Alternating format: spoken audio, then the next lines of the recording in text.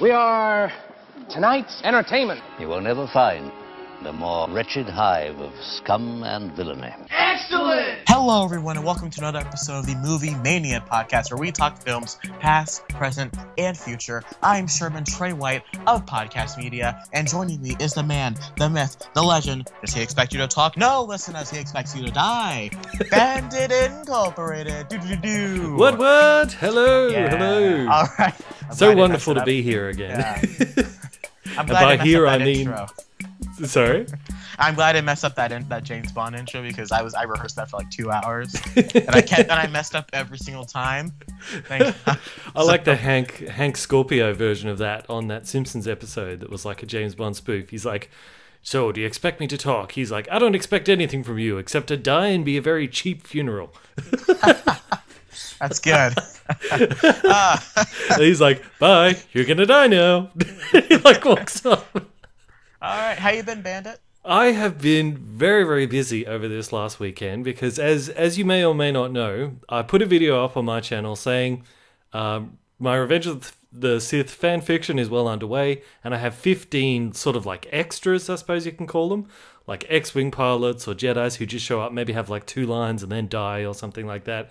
So I said, hey, if anyone listening wants to be a part of it, just email me and I'll send you the little bits of the script and you can send me the audio.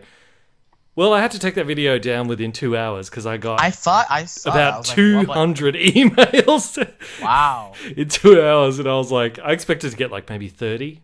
Yeah. But I had to take the video down because I was like, there's no way I can get through all them. So I spent the whole night emailing everyone back saying, thanks for the interest, here's the script.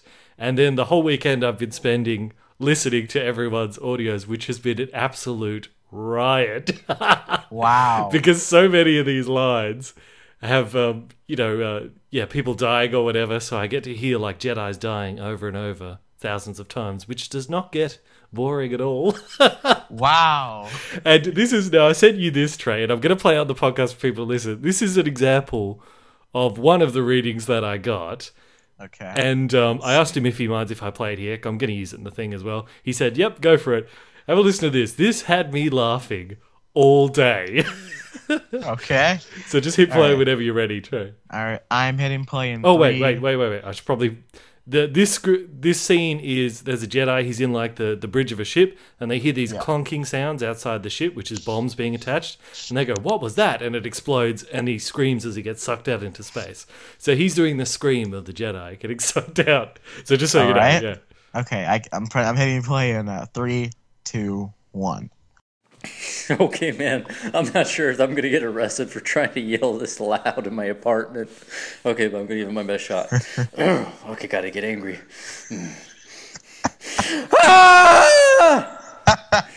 Oh my god, that hurt my throat so much.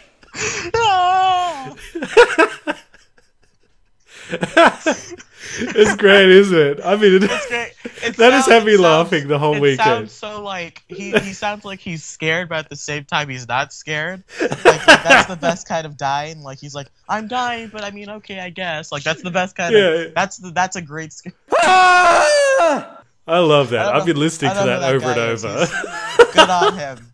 Good on him. So that's been my weekend, like listening through those and emailing everyone back and slotting them into different roles. So there you go. That's awesome. That's great that people can do that. That's called a fan base, Bandit. Congratulations. Yeah. So everyone, that's why I haven't really been doing much videos on the actual channel, just because I've been working so hard to try to get this done behind the scenes. Hopefully when it comes out, it'll be worth the wait. Yeah, people, that's what happens when every other comment on the video is, when does our OTS come out? When is our OTS coming out? That means he doesn't have to make videos because he's working on this, so you're welcome, guys. Yeah, but it's allowed me to upload all the other podcasts of this that we've done. But anyway, enough of that stuff. Righto. Bandit, let's get into the movie news. Ladies and gentlemen, can I please have your attention? I've just been handed an urgent and horrifying news story. Cannonball! Okay, so we got a lot of in the world of Star Wars. A few things happened this week. For starters, right after over the course of this week, we got a couple more TV spots. I'm not sure if you've watched any of them. since the TV spot that we talked about last week. But I think they're all great. We've seen a bunch of new footage. We've seen a lot. Oh, no, not a bunch of new footage, but we have seen some new stuff. We're getting to see a lot more of Daisy Ridley's acting. We're getting to see a lot more closer look at things without actually still knowing the plot. All the visuals look great. I love the blend of practical and CG. I think that it's this thing that you have a real background but put CG in, it just looks great as opposed to the other way around.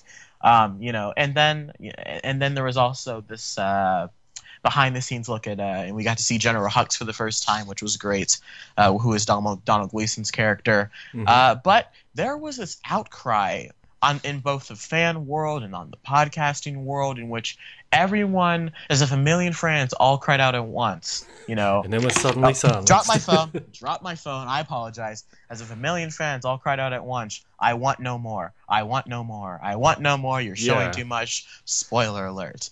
That's how I feel. Like I haven't bothered to watch a lot of these, look at these posters and stuff, because I'm like, I've seen enough. I don't want to see anymore. Yeah. I think I can respect, because that's exactly how I felt when I saw the international trailer. I'm like, I've seen too much. Yeah. But when I started watching the the TV spots and stuff, all I've really noticed is that we are seeing connected parts of scenes we have already seen. And I talked about that last week briefly. We have seen we haven't seen kind of newer stuff. Like, we maybe have seen more scenes on Jakku than anything at this point. I think if you add up all the TV spots and things that have come out, like new footage from the TV spots, keep in mind, like 80% of the TV spots, at least the last year that have come out, are old footage.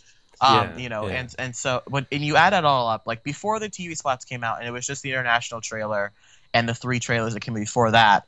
When you add all that stuff, and I think that first TV spot, we added it all up, it came out to about 4 minutes and 45 seconds of footage.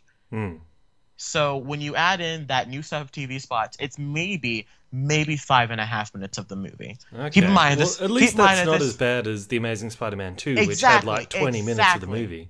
The first Amazing Spider-Man, because first Amazing Spider-Man had so many trailers, and when you added it up, it came out to about 45 minutes of footage.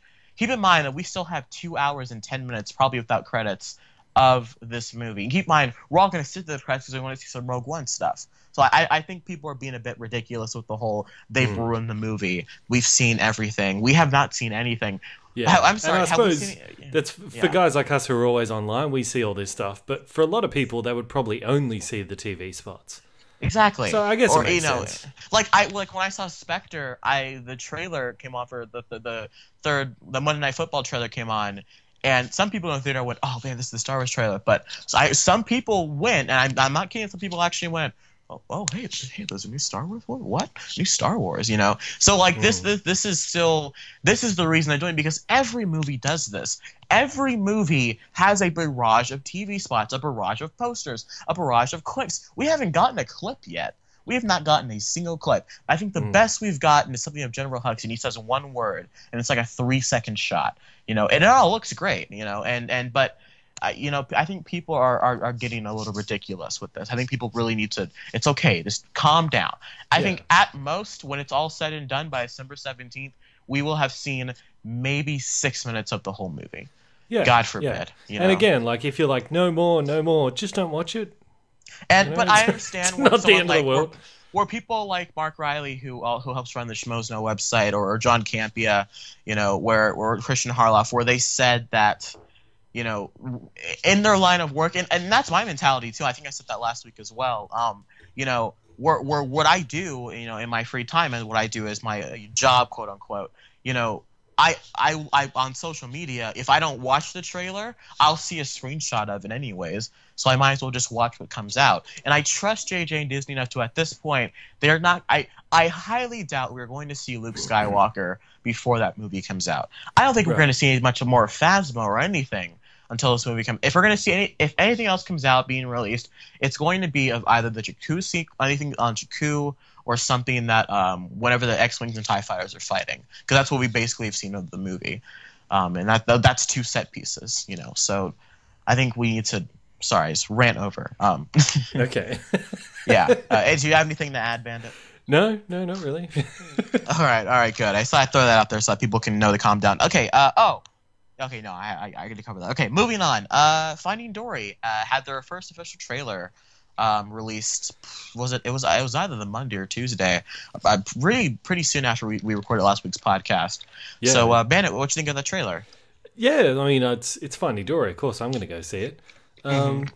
Trailer was surprisingly, what's the word? Light, is that the word? Or thin? But not necessarily in a bad way. It seemed, Static, I guess. Not like static, just kind of like, I don't want to say flat, because flat's the wrong word to use, but static and like, nothing pops. It wasn't like the Inside Out trailer where I saw that and I went, oh, hey, that's a cool concept. Yeah, totally. Yeah. So, I mean, it seems interesting, but...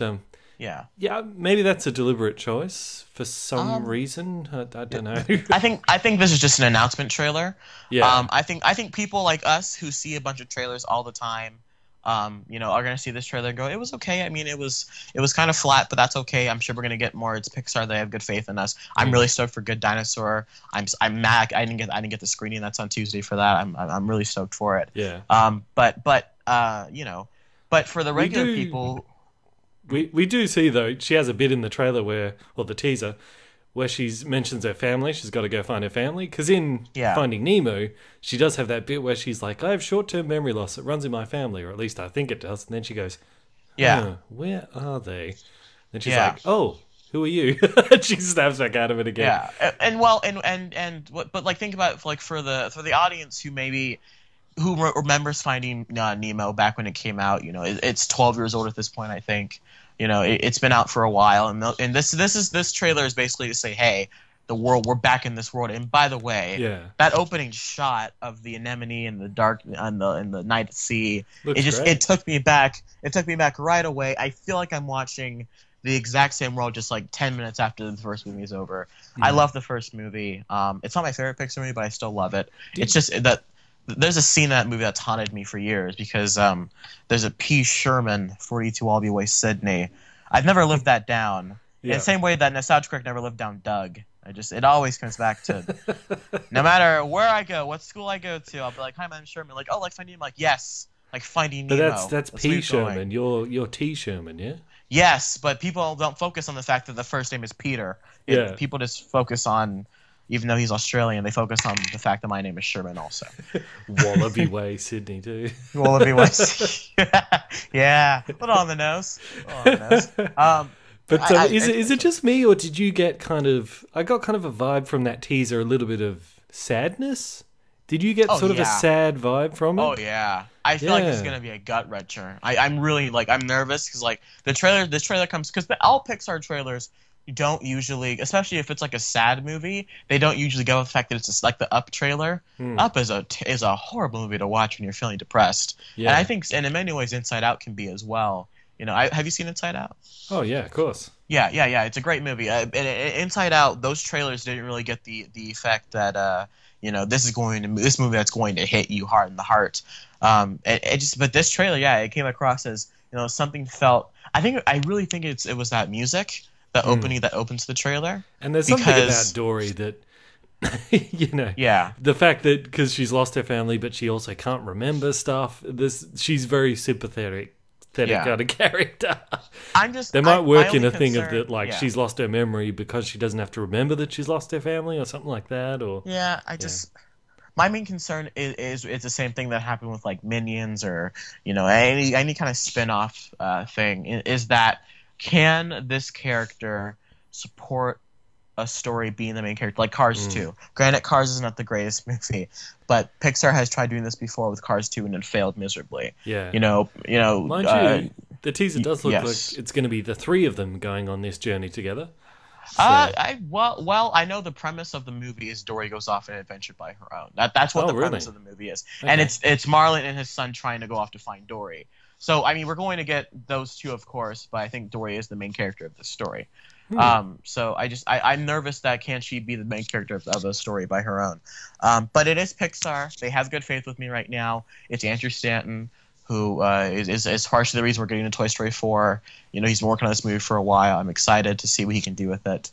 the trailer just didn't do much for me. But that opening music gets me every time because that's right. My mind goes right to I'll protect you, Nemo. I'm like, yeah, you will protect him, Nemo. You got this. It gets me every time. Okay, anything else on the trailer? No, that's it for me. All right, so in the vein of movie trailers in which we're possibly getting a Deadpool, Batman v Superman, and Civil War trailer in front of The Force Awakens, Fox has reportedly, according to Collider.com, decided to put a trailer for X-Men Apocalypse in front of Star Wars: The Force Awakens. Now, this of course means that it's going to drop also on the Tuesday before the movie comes out, most likely the week of. What do you think about that, Bandit? Yeah, I mean, fine. Why are they picking Star Wars? Are they the same company? They're not, are they? No, but this makes perfect sense. I mean, think about it. How does it? Explain it to me, Trey. Everyone's going to be at Star Wars. Yeah, everyone. Yeah. This is the biggest, besides the internet, this is your biggest market. If you're going to... you're going to get 4 quadrants seeing your trailers. Deadpool, is going to be and for all we know, Captain America, this might be the first time we're seeing anything for Civil War, when, which is this is 2-3 months after what we usually see Marvel trailers, so this is going to be a big deal. But I just thought I'd throw that in there. Sure, so. Yeah, just hopefully Bryan Singer can make a good X-Men movie again. Yeah, I thought Days of Future Past was solid. I didn't love it, but I thought it was. I thought it was good. I thought it was solid too. Yeah. Yeah, First Class is just incredible. Okay. All right. So speaking of Star Wars, Simon Pegg had some comments to say this week about the prequels. I believe one of his quotes was, "It was like George Lucas was killing his children," and which I think is great. And of course, being the Star Wars fans that we are. He was just barraged, Twitter, Facebook, all of the stuff, just attacked vigorously. I believe he got some death threats, of course he did, by Star Wars fans, saying, leave George Lucas alone, he created the world, the prequels are good, so what do we, there's quite a vocal group of prequel lovers online. I mean, well, yeah. I mean, there's more prequel haters than prequel lovers, but you'd be surprised where they're like, no, the prequels are perfectly fine. Really? I'd say it's 65-35. I'll be completely honest with you. I think really, it's because it's a whole second generation of Star Wars fans at this point. It's just because they don't know any better. They're like, no, those are great movies. Well, if those are great movies, then what aren't great movies? Then tell me. Man, Bandit. Listen, Bandit. All film is subjective. Let's establish that right now. To some people, to an extent, Transformers 8. No, all film is subjective. All film, not the camera work, not the sure. I mean, not the acting. I could film an entire movie with the lens cap on, and sure, you could say, hey, it's subjective whether or not that's bad. But no, it's bad to an extent. Yeah. Well, Bandit, you're talking about a black screen, Bandit. I'm talking about an actual movie that was shot with a script. I know, but I'm saying there's a limit to how far being subjective can go. Analogy. That is a bad analogy.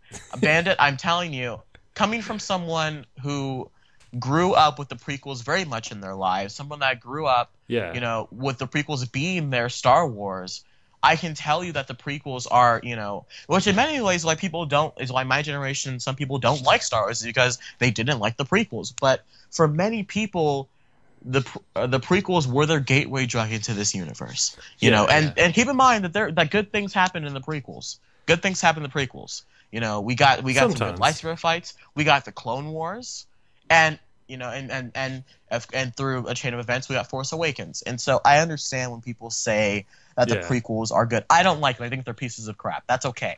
But I understand why people do like them. If someone's like, I know a lot of people that say that they love, especially Revenge of the Sith.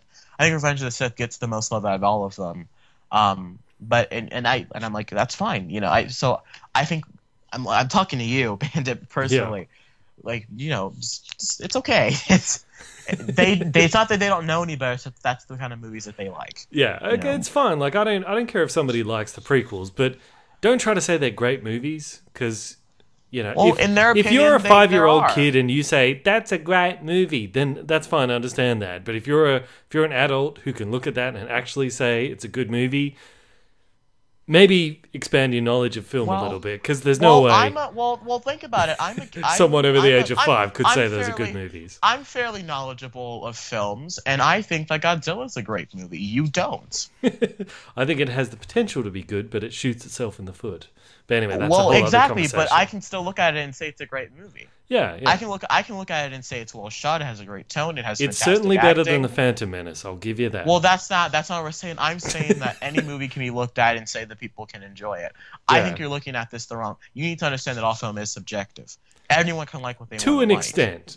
No, No, but what? that's What? It's subjective to a point. Eventually, you get to a product which is so bad that you can't even. There are if facts the and only there are people who opinions. can subjectively, as you put it, say that it's a good movie are 5-year-olds, I think it's safe to say that's a bad movie. There are some people. There are some. Well, listen. There's there a are some line. people That's all I'm there are some saying. There's a people- line. Look, some And the people prequels are don't right like on it. Some people don't like The Godfather. Some people. Yeah, like but those Jack and people Jill. are idiots. Well, no, they're not. Because people can like movies. You're sounding like a YouTube comment here, okay? You need to be a bit more understanding. That's all. Okay. All right. My dad is someone who's been to the movies a long time. He's been going since he was a little kid. He loves going to the movies. He didn't like Mad Max Fury. He didn't like Mad Max Fury. Okay, that's fine. There's a difference between He liked liking something Transformers, too. and holding something up as a great movie. That's what I'm saying. No, Is like no, what? if No. you want to say these are the great movies, Inception, Godfather, The Phantom Menace. No, it's not a great movie. Those are great movies. Phantom Menace does not belong there. Don't call it a great movie and put it in that great, category. Bandit. The word Citizen great, Kane, Attack The of the word Clones. great No, is an it doesn't opinion. belong there. The word great is an opinion, Bandit. You gotta let me speak here. The word great is an opinion. That's Okay? fine. And if your opinion puts Citizen Kane and Attack of the Clones on the same level, that's fine. But you're an idiot. No, You're an idiot. All right. Okay. Well, it's thinking like that causes situations to go down. I'm not gonna bring up here. Okay. Point being, Simon Pegg was attacked by Star Wars fans. Do you think people overreacted? Well, I'm surprised that he got as much people defending the prequels as, because I mean, oh, come on, let's face it. Like Simon Pegg saying that about George Lucas, like, is that the first time someone on the internet has criticized George Lucas? I don't think so. No, but I think it's surprising because- that such backlash. Probably just because it's Simon Pegg, I think it's because he's in the movie. I think it's because he's in the movie. Is he in just Force Awakens? Yeah, he's not like a major part, but it has been shown, especially you see it in the Comic-Con behind the scenes look of the movie. He's in the he has a cameo in it, and he's been shown to be in the movie. He's on the set. He knows what's going on. Sure. He's somewhere on Jakku in the movie. Is he beginning to sip of water? But so I think that makes sense. Listen, talk is what you talk. Everyone's got an opinion. Doesn't make them stupid for having an opinion. Because if that's the case, then I'm an idiot for calling Godzilla a great movie. So yeah. Look at okay. I'm just saying it's fine if people like stuff, but if you're trying to put Phantom Menace as a great movie in the realm of other great movies like Citizen Kane or whatever, then I think that's where it's their opinion. That's where it ends, and it's like, no, you're an idiot. Okay, that's That's where I the think way there's a line. Bandit, and you know what? That's the way you look at things, and that's okay. I was being single track minded in my way of looking at your opinion. That's fine. If you want to think that way, you're free to think that way. That being said, I think Simon Pegg's going to be just fine. I think everyone needs to calm themselves down. Okay. All right. Moving on. Lucasfilm. Now, Bandit, this is for you. God, more Star Wars stuff. People so much damn Star Wars. Okay. Do you want to get to that now? Sorry, go ahead. Okay. People are going to hate the last 5 minutes of this podcast. Yeah. Let's see. Lucasfilm confirms that the Starkiller base, according to J.J. Abrams, is in many ways like a new Death Star. Thank you. In the sense, Bandit, you are right. I will give you that, but hear me out. They also said, in the sense of that is a new take on something old, and it can do something worse than just blow up planets. Yeah. Now, I imagine how cool it would be if you've got the solar system, right?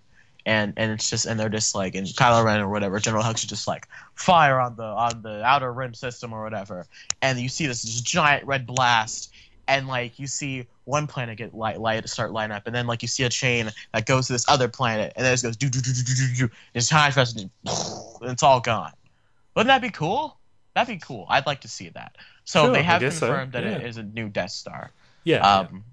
So making I know your thoughts making on it this. the fourth super weapon in the Star Wars series, if we count what happened in the Clone Wars. Yeah. Yeah, I guess So, you want to count woo! that. Okay. Fourth time. That's great. All right.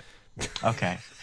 The more and more I hear about this, the more and more I see of this movie, the more and more I'm thinking this is going to be just A New Hope. Like J.J. Abrams is A New Hope, which I'm completely okay for, because I think the best way to remake old movies is to take their ideas and put them in a new light. And so, if you want to make a Star Wars movie that has some of that same elements, if this can be a perfect kind of mixture of A New Hope with some of the expanded universe stuff, I think this can be great. I mean, yeah, sure. There's something to be said for doing a good remake of a good movie, but there's something also to be said for coming up with something new. Which the Starkiller doesn't seem to be. That's why. I was drinking water. I'm sorry. I think I'm thirsty. I think it'll be interesting to see the reception when the movie comes out, though. Yeah, I think at this point we don't need something new. Now, when I say that, I don't mean like I don't want to see just. I don't want them to be like, great kid, don't get cocky. I mean, I don't want it to be done, said by Han Solo. I don't want to hear, may the Force be with, just to have May the Force be with you be in there. I want to see, because we got new things with the prequels. The prequels got us. We got all new stuff. We got Coruscant. We got these flashy cities. We got new effects. We got new ships, new worlds, all that stuff. And it wasn't good. And I think it says something to go back and do what was so great about the original, which is tell a simple story and, just tell good versus evil. And that's what this movie needs to be right now. We don't need to see a new, original, fresh take on Star Wars. I think we can get that with Episode 8. I think we'll get more of that as we get further into the trilogy. But right now, we just need a fresh breath of old and new. And yes. I think that's what Star we're trying. Wars I think that's into what we're darkness. That's what we need. Oh boy. Let's move on. Lovely. I gave this lovely soliloquy defending the movie, and you came out with that. Okay. So, okay. Moving away from Star Wars. Unless did you want to have a comment about oversaturation of Star Wars? Did you have a rant you want to make? I think Star Wars has oversaturated the podcast already so far. Wow. Let's move on. Let's talk about something else. Well, blame Collider. That's where I get the news from. Okay, so Negan has been cast in The Walking Dead. Yes. Jeffrey Dean Morgan, also known as the comedian from Watchmen, he was also in The Losers. He's going to be Thomas Wayne in Batman v Superman, so if they ever do Flashpoint, that's going to be great. Yes. He's going to be cast as famous comic book villain Negan in The Walking Dead. Do you want to explain to people who Negan is, if they're not sure? Well, from what I've read, I have not read a lot of Walking Dead, but from what I have read, Negan famously is the one who, when he is introduced, he lines up. We talked about this a couple weeks ago. He lines up all of the of Rick's group. He said, "You killed some of my guys. I'm gonna kill one of your guys." And he grabs Glenn. He takes his bat Lucille, which is kind of this bat with barbed wire wrapped around or whatever, and just beats the living pulp out of Glenn, just to a little bloody mish of mush, just grossness. And and so he kills Glenn, and that kind of sets off this kind of war against the two. And it's very much he's the biggest villain in the series. Yes, very much so. Like the governor was bad, but Negan is kind of like, in classic action movie terms, Negan is kind of the bigger, battered brother. Not actually speaking, but like the bigger, battered brother, the bigger fish, if you will. But also a very different character. Yes. Because Governor was kind of like the opposite of Rick. Rick was like this leader type, but I've got the name right, isn't it? It's Rick? Yes. Yeah, just checking because I forget the names wrong. He's like the leader, but sort of in a, benevolent kind of way where he's like the good shepherd looking over everyone, and the governor is like the wolf in sheep's clothing. So they're kind of the reverse. Negan is just kind of like a thug. Yeah. So he's very different to Rick, but he's not at all like the governor.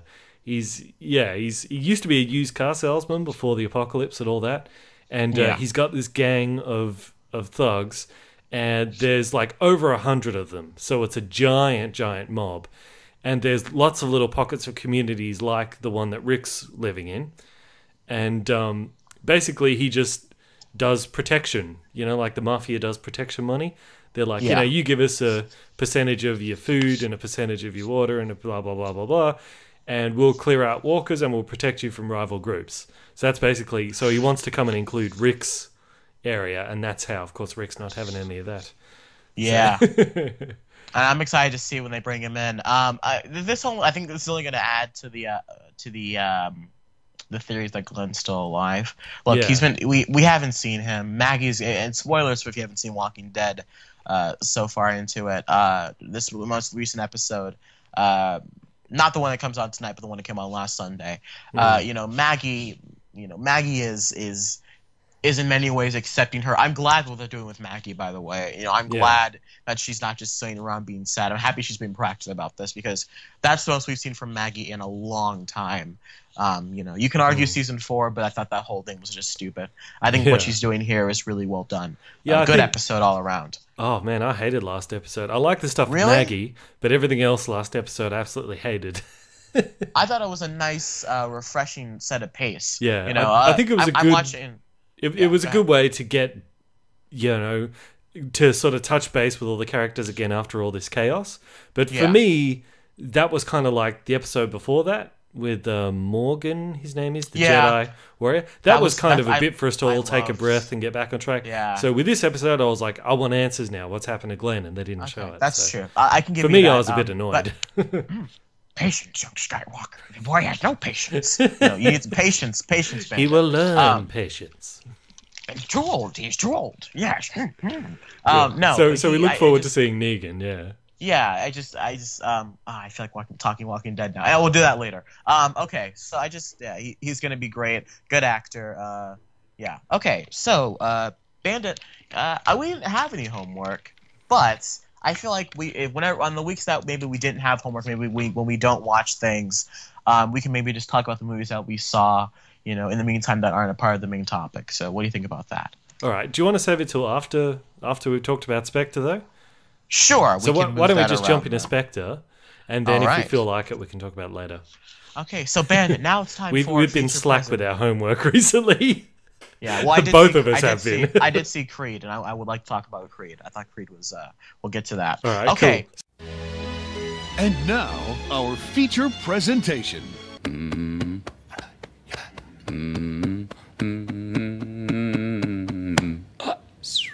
Ba-da-bum, ba-da-bum, Bandit. Spectre. So we have finally both seen Spectre. It's been about a week and a half since I've seen it. Yes.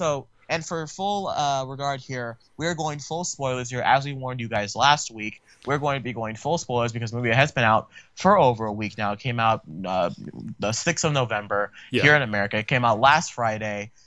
They're on the Aussie land. Yeah, it's been out for about half a week here, so most people should have it in cinemas by now. So precisely, and if you don't, then maybe come back, maybe skip ahead to the Q&A segment of the podcast. Skip ahead a bit. Which the time code will be given right here.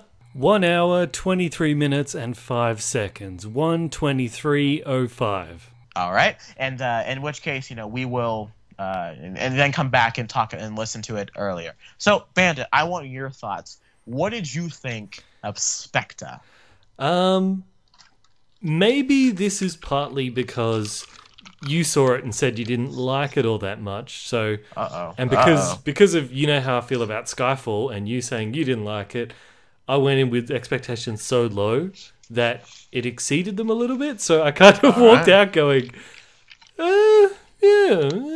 Okay, good. I thought you loved it. I got real nervous. I'm like, we don't have time to argue here. No, I didn't love I'm it. gonna be here all day. Okay. It's got problems, but there was, I remember previously we talked about the writing was very Sony, wasn't it?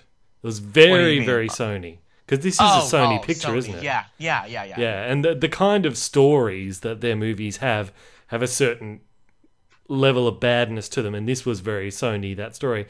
But I remember we talked about it, and I said they are going to be going back to some of the more classic Bond stuff. So for me, the question is, do I enjoy those more classic stuff enough to help me overlook the weaknesses in the story? And I think it did this time around. That's my main problem with this movie.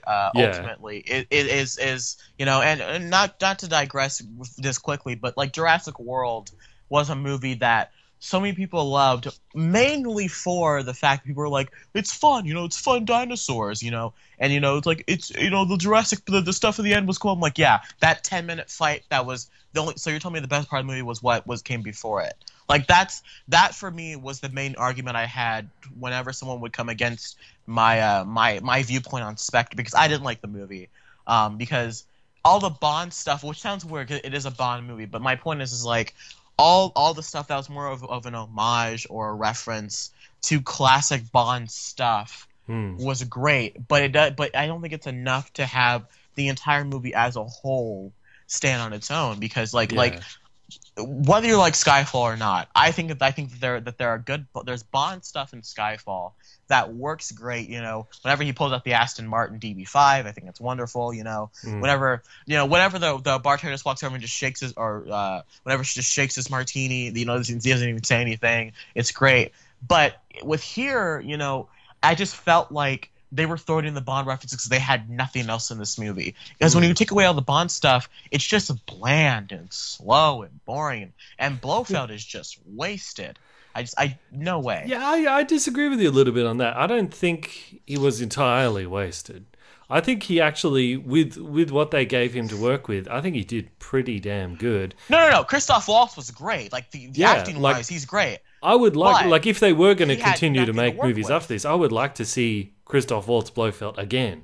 Oh, he's going to be back for sure. I'm almost certain of it. I'm almost certain Craig's going to be back for one more. Especially. God, please no. This Please feels like no really? more Daniel Craig. You don't like? Oh, God, I don't want him back again. You're not a Craig guy. No. I feel like this is leading into Honor Master's Secret Service. A little. No more Daniel Craig, please. Okay. Ugh. Well, I just want to see Madeline Swan get shot in the head. That's gonna be wonderful. Because that's how the movie's gonna open. Like I'm excited because that next movie's gonna open up and it's gonna be them in the car and all Bond fans are gonna be like, oh, it's coming. Well, and just see a car drive by and bam, cap in the head. Oh man, I saw Tracy in the face. Yeah. Well, I mean, again, that would be a good homage to a previous movie, but why her? Why that character? Because that was a problem. That was one of the problems I had. Let's get round to nitpicking right away. It's like at the end, he's like, right, I'm quitting, just like I have at the end of every other movie I've been every in. Bond except every Skyfall? single movie except Skyfall. Yeah. That one, he's like, now I'm gonna start being Bond on the third movie. Come on, guys. But that's Sony for you. They do that kind of stuff all the time. And he's like, now I'm going to go... You sound like Sam Gavin. But he's like, now I'm going to go and live a life with the love of my life, this random chick. And I'm like, that's the love of your life? Why? Who is she? She's not bad to look at, I'll tell you that much. Yeah, she's good looking. Have you seen Blue is the Warmest Color? No. I want you to look that up, and then we'll come back and talk about this next week. That's your homework assignment. Blue is the warmest color. Okay. You might hate me afterwards. But write that down. It's a French movie. Okay. Oh, good. wow. It's good. Okay. I can imagine if it's a French movie. Yeah, it's great. And how do I put this? I think my main problem with it's Spectre. It's weirdly shot too. Like Sam Mendes, is a very competent filmmaker. We saw that with Skyfall, even though you didn't like Skyfall, but he's good at American Beauty, Road to Perdition, great movies. Yeah. But I think my main problem with this, like the shot composition was so off. Like it would just linger on these things, kind of like Sicario, it would just linger on these shots and nothing would happen on screen, and it didn't service the story at all. And I'm like, what is the point? What is the point of doing that? Like the scene where at the end where he's running down the hallway that says James Bond with an arrow. The camera just kind of lingers on that arrow, and then just cuts keep going. I'm like, what was the point of that? Well, I think it's because later on when he's trying to get out, remember he has to take that turn to jump down into the net. So I think the camera lingered on it because it's like you need to remember that that's pointing him in the right direction later on. Okay, all right. Well, we can. That's one of 30 examples. I think it was one of 30 examples where there are shots like that of just things just kind of happened. But I thought, in terms of how it was filmed, I thought it was really good, especially the opening scene. Oh yeah, that was so good. Like, this cost $300 million to make. When that scene was going on, I was like, okay, this is where all the money went. I can see it. It's a good scene. It's opening shot. You know, that to me felt like a good mesh of old and new Bond, because that is something that Sean Connery would do. You know, he would walk into a place in a disguise, you know, about to sleep with a lady. You know, good shot. You know, where it panned to her and it panned back, and he's completely changed. You know, Connery did that all the time. Yeah. And then this tracking shot of Bond running around the building, you know, with the sniper rifle, like a Daniel Craig would do. I hope we get lots of Skeleton Man cosplay at the next Comic-Con too. Yeah. You know, with the top hat and the skeleton suit and the What mask. did you think of the opening sequence, the title sequence? The octopus caressing the naked lady was very strange. I really loved it. Yeah. Yeah, I bet you did, you sicko. Okay. All right. Well, then don't do the homework assignment. Okay. Hey, look, there's nothing unusual about, you know, silhouettes of naked ladies dancing around at the beginning of James Bond. It was just weird to see that octopus tentacle wrapping around her body. I was like, that's a bit much. But anyway, I thought it was very symbolic of Blofeld controlling Bond's life in many sense. But we'll get to that in a minute. But I love the opening title sequence. I thought the song worked really well. I thought the first 10 or so minutes of the movie is just really good. It was just wonderful. And I think there was they did make more of an effort to put in jokes. Like in my audience, was total dead silence the whole time. No one ever laughed at anything. I chuckled, like the bit where the building is collapsing and he's like, and he falls down and he just lands on a couch. I got a great laugh. That was great. See, that's the kind of humor you should have in it. That's classic Bond, though. That's what I'm talking about. That stuff works. Yeah, because that's Bond. He's just insanely lucky like that. You know? But it's when you get to the actual story of the movie. It's when you get to the actual thing that makes up the movie. Yeah. You know, it's where it really falls apart. I think the script might be the biggest problem. Yeah, but, it's Sony syndrome. They suck at storytelling. I don't know. I don't know where this movie fell apart because I was bored for like 60% of this movie. Yeah, and you know what? There was too much, like, sneaking around in spy movies is great, but there was too much sneaking around. Like, there was, like, when he goes to catch Mr. White that's like 10 minutes long of him walking around the house and looking in cupboards, and I'm like, this movie, it needs to be chopped down a lot. This movie did not need to be 2.5 hours long. I'll tell you that right now. Yeah. I mean, there are longer movies that I feel like are a lot better because directors know how to handle that time limit. The Avengers is 2.5 hours long, but you don't feel it really. Wolf of Wall Street's 3 hours long, you don't feel it, you know. But but this movie was 2.5 hours long. And I honestly felt probably after the first 20 minutes, I was feeling every second. I thought Andrew Scott was just terrible. The guy that played C. He was hopeless. I didn't see this. He seemed completely unnecessary. I feel like he was only there to give M something to do. Like there was no reason for him to really be there for me. You know, can I ask waste you, of an actor, please. So the whole thing with Blofeld is he wants to create this organization where all the intelligence from all the countries is in this one sort of pool. Yeah. So he controls pretty much all the intelligence of all around the world. Was that the plot? I think that was the plot, but then why did they have this giant ticking clock that they have to beat? I don't know. It's a computer program. You just upload it. You don't need to wait to a certain time to upload it. It's like, but see, that's Sony ridiculousness. I'll be honest with you, Bandit. I was so gone by the point, like by the last 20 minutes or so, I was so done with the movie. Yeah. I was like, I can't do this anymore. Like with Jurassic World, at that point, I was so done with it. I'm like, I can't do this anymore. Yeah. Well, I couldn't care less about that. I was more interested in, Bond finding Blofeld again than I was them stopping the clock. That's what this need. Can we just have a Bond movie where he just wants to blow up the world again? Yeah. I want that. I want a Bond movie where, like Kingsman. Kingsman had a great Bond villain plot. Yes. It was a great way of, he is destroying the world. And granted, you can't kind of do that in a Bond movie that way because babies probably died in Kingsman. Like a lot of children, like a lot of babies would have died, just ripped apart. But you can't do that in a Bond movie, without because the way Kingsman did. Kingsman's amazing, by the way. But if you haven't seen Kingsman, go out and see it. But I love that movie. Yeah, it's fantastic. But with this movie, I just want to see another Bond plot. Like I think the last one we maybe have gotten was it Die Another Day? I don't even remember. Like I know War Is Not Enough was about newspapers. Yeah, I think Die Another Day. The bad guy had like a satellite that would shoot a laser and like flood the world or whatever. Like that's ridiculous. But if you can do that, if you can but get it's like Bond a modern ridiculous, writer, so it works. Exactly. Yeah. Like give Blofeld give him like an earthquake machine. He's like, hey, I can shoot this probe into the earth and it creates an earthquake that swallows a whole city. Just do that. Or you don't need to have this. If you want to go a little more unstated with it, and just do class like Mission Impossible 4. He's got launch codes. Go after the nukes. Yeah. Done. That's your plot. Now just do some action. That's all you need to do. Like this, there's no reason for this. World connection information. We already had computer programmers. We had Skyfall. Why are you doing that again? Like, what are you doing here? And also, even they're trying to stop him from getting control of all the world's intelligence. But even then, even if he does get control of all the intelligence, maybe it wouldn't actually be any worse than it already is. No, because if he's kind of running a business, he's going to want to end wars as much as he can, because wars are generally bad for business. Exactly. Unless you're an arms trader. I'll say unless you're an arms trade, because yeah. Like we're learning that in history right now. The biggest whenever 9/11 happened, everyone that worked in the arms trade were probably having a field day. Oh, and we talk about that and just so even if he does get control of the intelligence, he'll want war going on in some countries, peace going on in some countries, and that's the same as what we already have. So I don't see the threat in Blofeld controlling the intelligence. Bandit, you don't understand. It was a fun movie. Bandit, it was fun. That's the only point. I had a fun time, so that excuses all the problems. I did have fun whenever Batista was there as Hinks.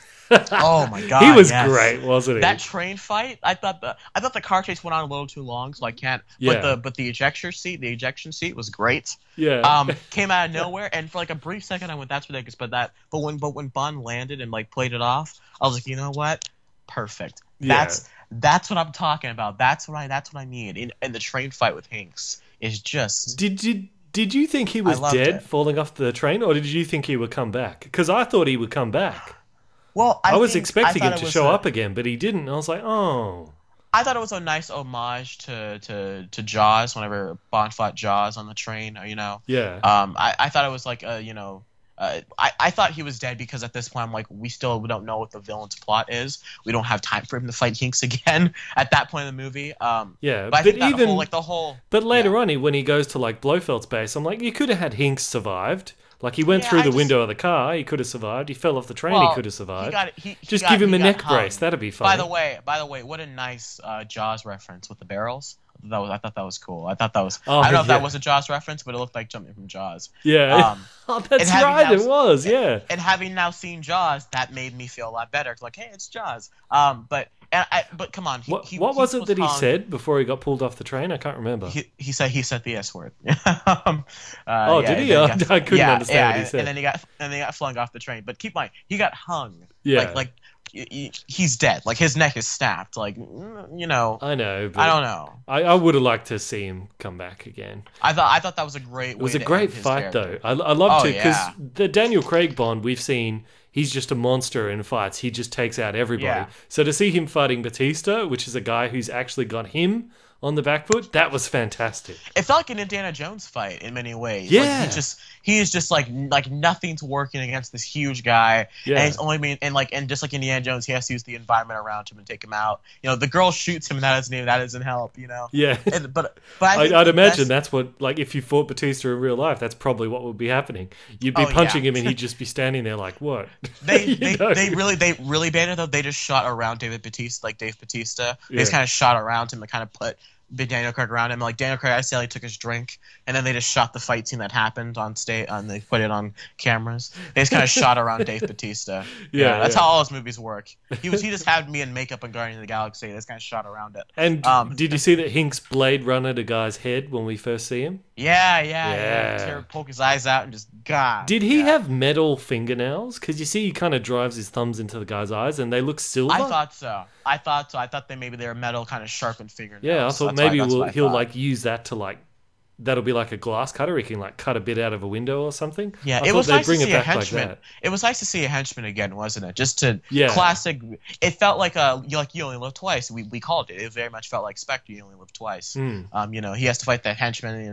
But I think whole fight. Why give him metal fingernails if you're not going to use it again? What's the point of it? I thought it was just a nice touch to the character. Yeah, I liked it. I think everything with Hinks, besides that car just went on a little too long, was great. But I think the train fight had a great tag whenever he was just like, now what do we do? And it just cuts to them just going at it. And I'm like, that's the perfect. And people in the theater clapped. I'm like, that's bravo. That's Bond. That's exactly what Bond would do. You got the theme song playing, writings on the wall. It was great. As much of a hard time as I do give Daniel Craig for being Bond, I think that probably was, like, aside from Casino Royale, I'd say that was probably his best performance as Bond. He actually had life. He actually expressed emotion with that weird-looking face of his. I will give Skyfall a pass because I think Skyfall is such a dark movie. I think Skyfall, I think, is Bond being put through the ringer. Like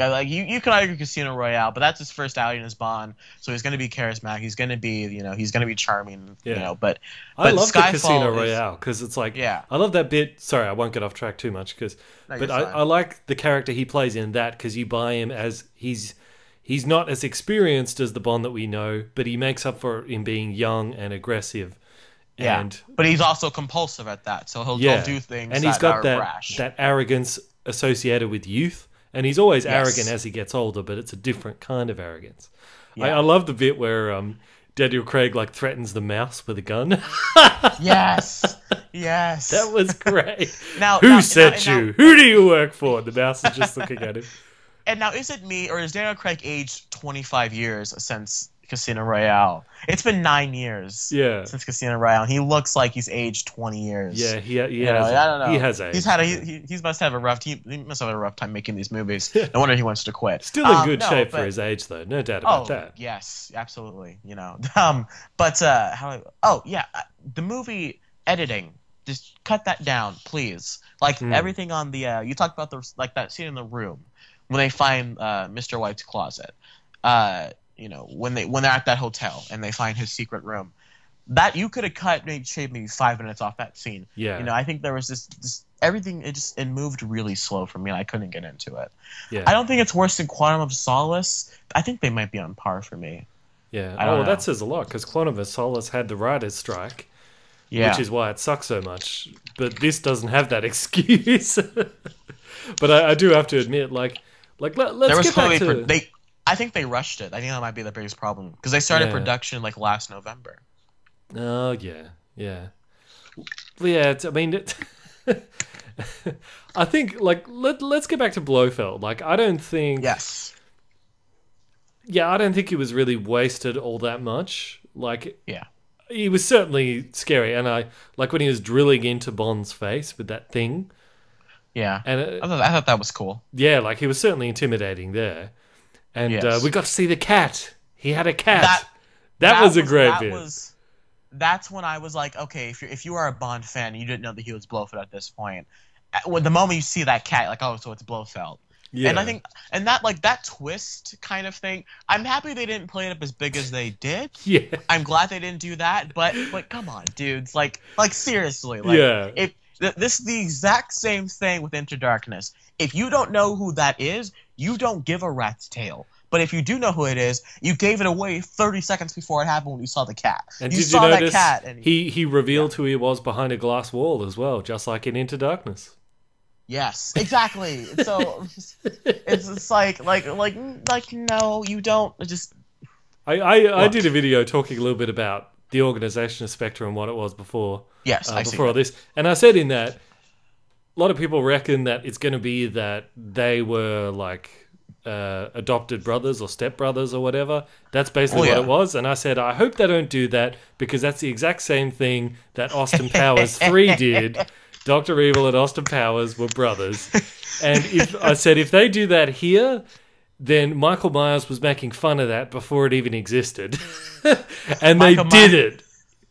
Mike Myers parodied James Bond before it was cool. Yeah, oh man, he was making fun of that before it even was a thing. Yeah, wow. And here's the thing: why even bother doing that? Like, did that gain or did that add anything to the story? No. I think it gave make him a villain. It gave him a motivation to go after Bond because you can argue that Blofeld's plan in this movie was to world control whatever, but ultimately it was to get Bond.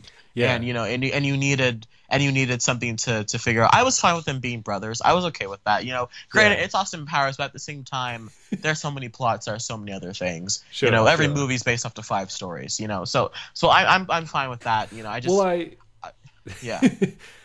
Oh man, I forgot what I was going to say. Sorry, that's go ahead. It'll come back. No. That's actually all I. Let's see. I'm thinking about anything. Oh, Monica Bellucci. Talk about other wasted talent. Like what is she? Why she was there? What 3 minutes for them? Yeah, Chris Stuckman talked about this. He's like, okay, we had the scene in the last movie where he has sex with that girl in the shower right after she says that she was a child sex slave. Yeah. It's like, really? Is that kind of a turn on? I was okay with that. But in this, he has sex with a widow on the night of her husband's funeral. But she didn't love her husband, though. I know, but still, come on, man. But, dude, come on. Bond, like, what try to imagine something worse he could do apart from pedophilia. You can't. That's pretty much the most deplorable thing you could do other than pedophilia. Well, he could do a Blade Runner. He could do that. He hasn't done that I suppose, yet. Craig hasn't done that. And with the Roger whole Moore kind of has. Sex slave, with the whole child sex slave thing, she let him, do that. So let's not use that as an excuse. Not like the movie. I know, but the point is, come on, guys. Like, Screen Junkies needs to let that go already because that's getting on my nerves. Yeah, I know, but he's Bond. He's going to be sleeping with women. But why do you have to make him? Why do you have to make it those situations? Bond should be able to just attract any women, but don't have him do that. He's not like a sexual predator, or he shouldn't be. That has always been Bond. I'll give you that. Bond is always, no matter what, Roger Moore, Daniel Craig, Sean Connery, anybody, Bond has always slept with the girls in the movie, no matter what the situation is. It's just that's part of the reason guys love the James Bond so much, because we all wish we could be like that. We all wish we could live his life. But back to that character, Monica Bellucci's character. I honestly I don't see why you had to get someone as good as Monica Bellucci as an actress for her to be in there to be banged and killed in like 2 minutes. She was just a connect the dots character of like, go here, and then he goes. That's all it was. To be fair, it was a very sensual scene. Whenever he's seducing her, and he's like, I'm Bond, James Bond, and then I'm like I like the scene. It's just it felt very I don't want to say forced. It just felt like, oh, here it is, kind of thing. Let's see. I think that's Monica Bellucci. We talked about. Did you like the girl, Madeline Swan? Unless you want to go back to is that her name, the blonde chick? Yeah. Did you like her at least, like the actress? Well, I don't know why this was in my head, but I thought I had heard it in a review or something like that. But I thought it was going to be that her character was actually a lesbian. So I thought. I don't know why I thought I heard that. I know you got that from. In Sam's review of Spectre, he brings up the fact that the word lesbian is thrown around in there. I didn't catch it. Okay. Because all right. Well, that was in my head. So I thought, that'd be interesting to see Bond with a woman who is immune to his charms, and then he has no possibility of sleeping. I thought that's where they're going, and then they had sex on the train. And I'm like, and I was like, oh. Okay, so she's not getting... All right, well, then what happened? Would have been more interesting the other way, I think. Yeah. Oh, yeah, definitely. Bond being up with a lesbian chick. That's because now you have even more tension because you don't have anything to relieve that tension. Yeah. And, so... But look, But I just... who is she? Like, the girl? why did they try to present her as that they've got this kinship? And I suppose they kind of do, you know, because they both sort of have similar lifestyles but on different sides. Right. But don't try to pretend like she's going to be the love of his life, because she's not. It's the girl from Casino Royale. That was the love of his life. That's the reason he is the way he is. When he picked up the Vesper tape. That was a nice scene. Especially if you know the context of the scene, you're just like, wow. That one tape says so much. I noticed that. I made a note of that in my phone, yeah.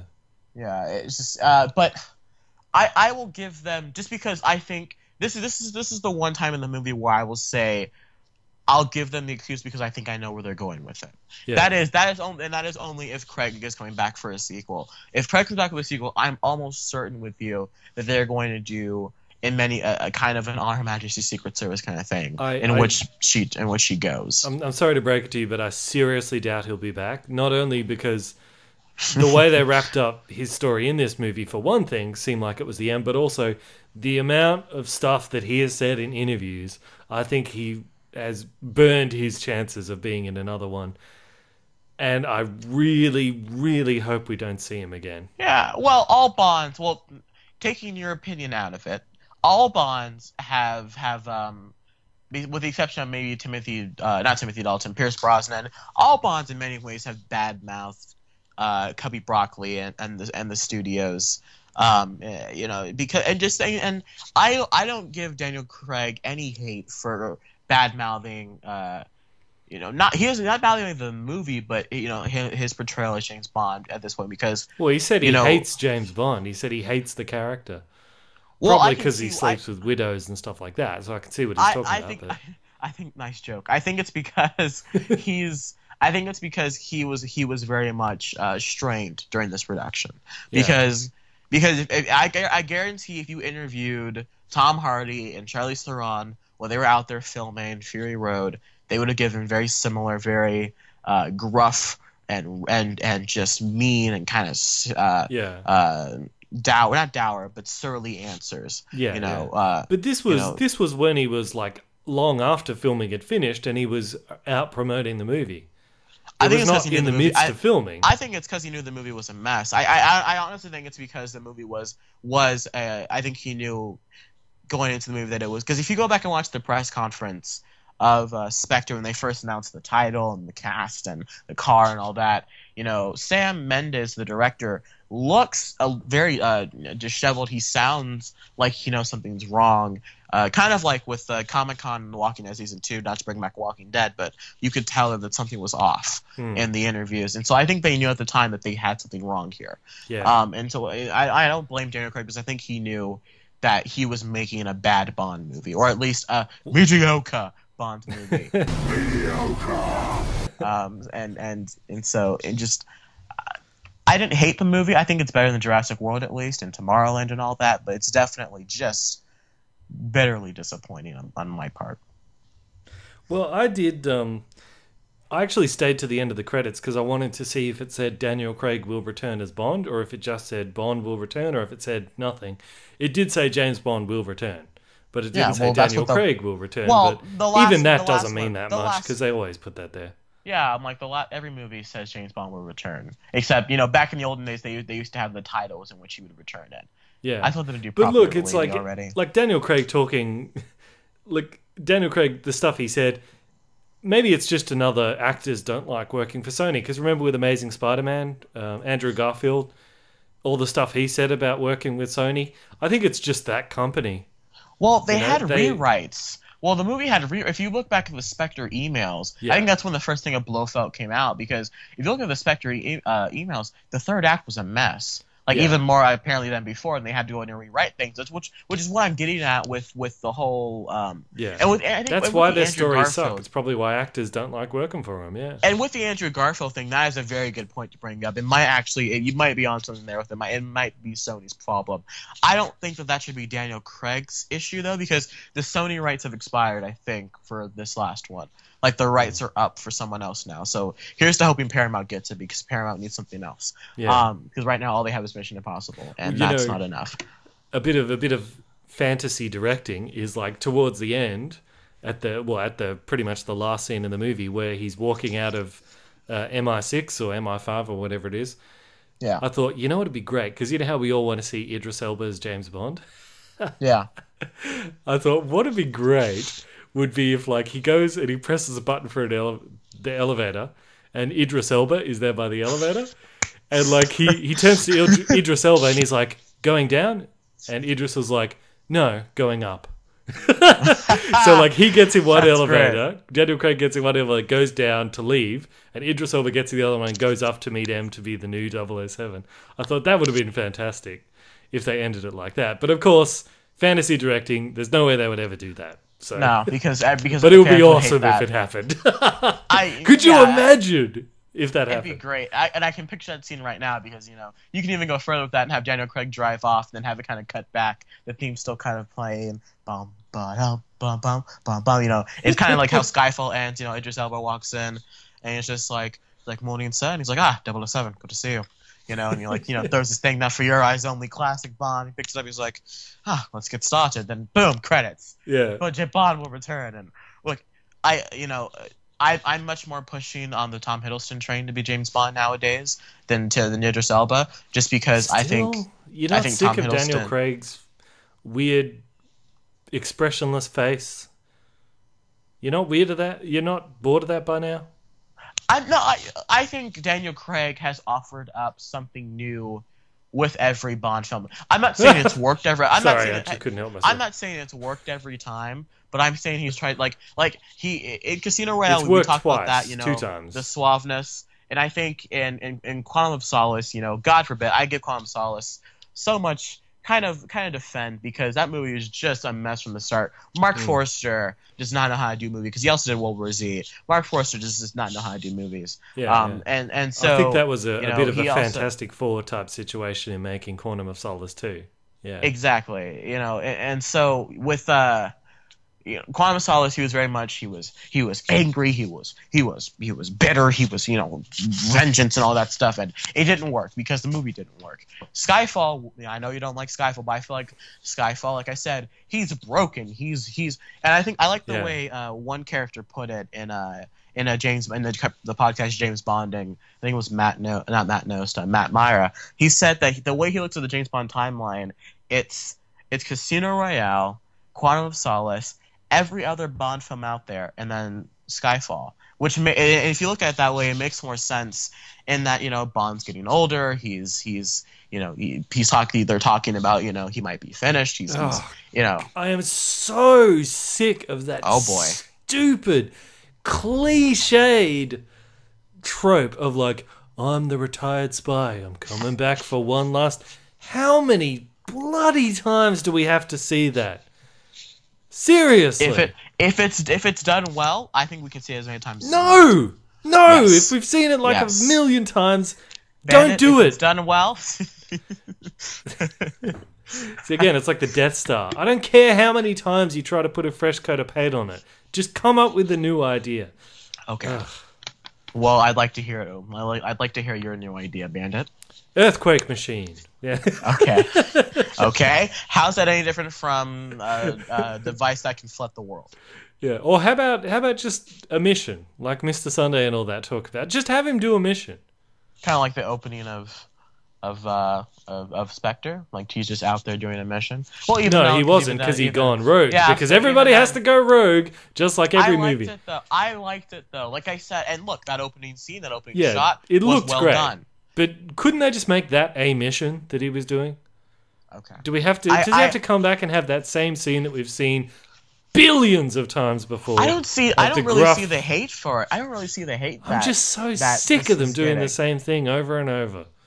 But I think, and that scene where Moneypenny comes up towards the beginning is like, "You're not washed up," and it's like, "Yeah, we know, damn it! You've done that in every single movie." It's like, you know how Mr. Sunday talks about how Sony Spider-Man's is this same story over and over. It's the same thing here with these James Bond movies. They're the same story over and over and over and over. That's why I don't want to see Daniel Craig again, and hopefully Sony doesn't do anymore, and we can get some kind of more original stories. Well, I think there are books out there that I think can be adapted that haven't been adapted yet. There's one called Colonel Sun. There's Property of a Lady. There are a couple of books out there that I think could be really good. I feel like especially with Spectre, this whole thing was kind of this. It was this misfortunate event that I think left everyone kind of cold.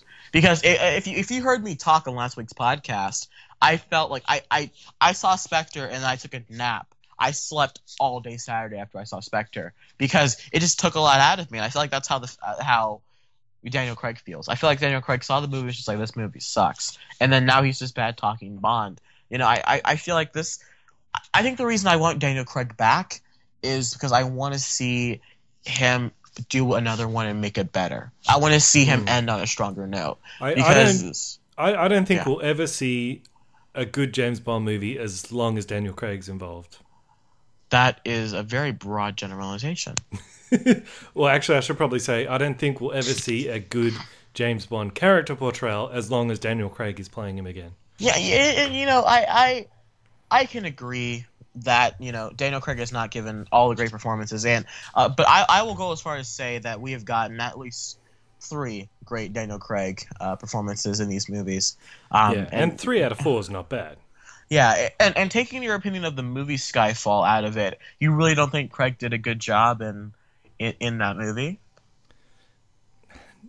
Not particularly. He was just passable. He wasn't really good. All right. Well, I can't defer your opinion on that. I'll give you that one. I'm not gonna try. I can't. I'm not one that can sway you on things often. Okay. I've learned that the hard way. Did you like? Sorry about that. Did you like that Blofeld lived in a volcano lair? I wouldn't call it a volcano lair. It was more of a crater, but it was kind of like a volcano lair. I like the homage. Like, again, a great little homage to what You Only Live Twice and all that. But that's I think that's a small thing.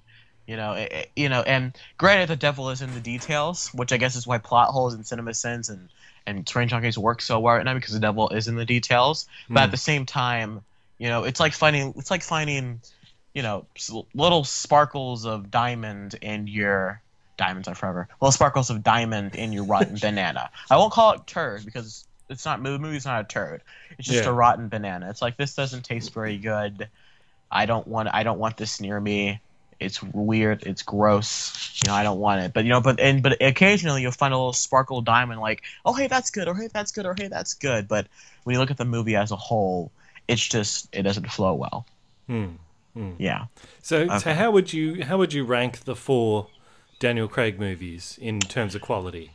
Well, I think that pretty much everyone's that doesn't like the movie. I'll go Skyfall, Casino Royale, Spectre, Quantum of Solace. Oh, okay. Wow, I thought you were going to put Casino Royale at the top. Oh, no, Casino Royale is good, but I think Skyfall is spectacular. Skyfall is one of my favorite Bond movies.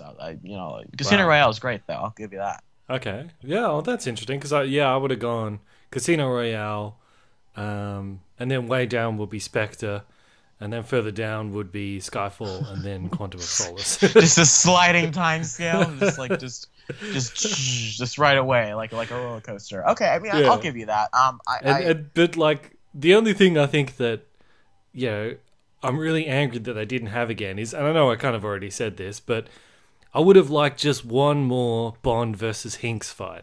Just one more. Like, maybe in that bit where there's all the strings going everywhere and he's weaving his way through those tunnels, maybe you could have Hinks there and he has to fight Hinks before he gets to Blofeld and you could finally finish him off. That'd be good. I would have liked that. Any action really that didn't just feel weightless would have been great. Like the Hinks fight was the only thing where I was just like, oh man, this feels like this hurts. Like the plane thing in the Alps. I was so excited to see Bond back in the Swiss Alps. But it ultimately has no value to it. It looks great. It's well shot, sure, but besides that, there's nothing really to it. Even to me, the martini scene where he's like, Martini shaken not stirred. Even that I'm just like, well, that didn't flow well. I liked more in Casino Royale where he's just like shaking his stirred. He's like, do I look I give a damn, or in Skyfall whenever the bartender again just shakes the martini and just pours it down, gives a look like you know what you're doing, and so like things like that I think work better than him actually asking for the martini. But like going back to the action, like that plane action sequence I wasn't a big fan of. I just wasn't into it. Excuse me. The car chase I thought was good for a while, but I thought it went on too long, but had that great tag at the end. And then the Hinks fight was great. And I thought the ending action sequence in the building I thought wasn't good at all. And going back to the... Did they ever actually turn off the counter? I can't even remember. Like, did Q manage to stop it, or did it just run out? I don't know what happened. I don't know. I don't know. C sort of got thrown off the thing, and I don't remember what happened. Yeah, that was weird. They just killed C because I guess he was working for Blofeld, so I guess that means we can just kill a guy. Yeah, but I did have this moment where I was like, how are they going to explain that? Because that guy being able to bring that guy in was kind of the only evidence they had that there even was a Spectre or anything like that.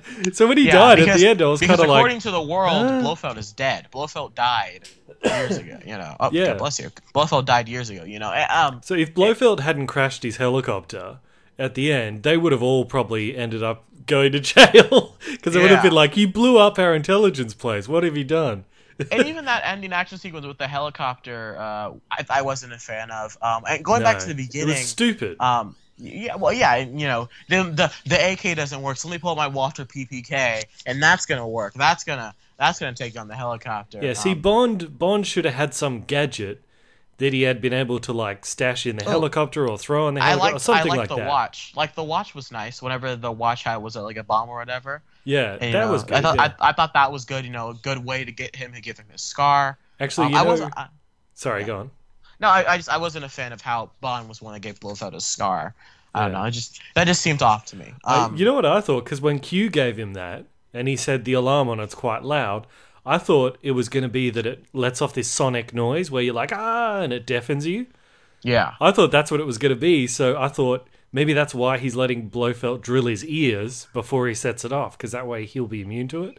That's what I thought was going on, but it was just a bomb. Yeah. See, when you're sitting there and you're coming up with better ideas than the movie, that's not a good sign. I don't know. And going back to the beginning of the movie, the whole helicopter action thing, I wasn't into it. I don't know. I think it might have gone on too long. It was very shaky cammy. I couldn't really see a lot of what was happening inside the helicopter. I didn't feel the stakes of it all. Maybe it's because it was the opening sequence and that tracking shot at the start was so great.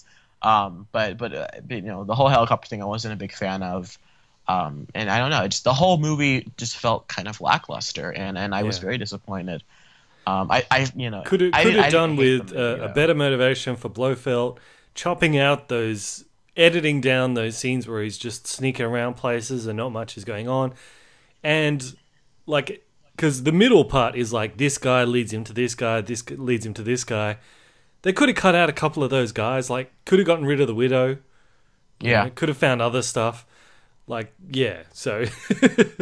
I think you could have cut out... I think you could probably snip off a half hour of this movie. Easily. Yeah. You just did nice, crisp 2 hours, good time. Because a Bond movie doesn't have to be 2.5 hours long. Like, just because Quantum of Solace was an hour and 50 minutes does not mean...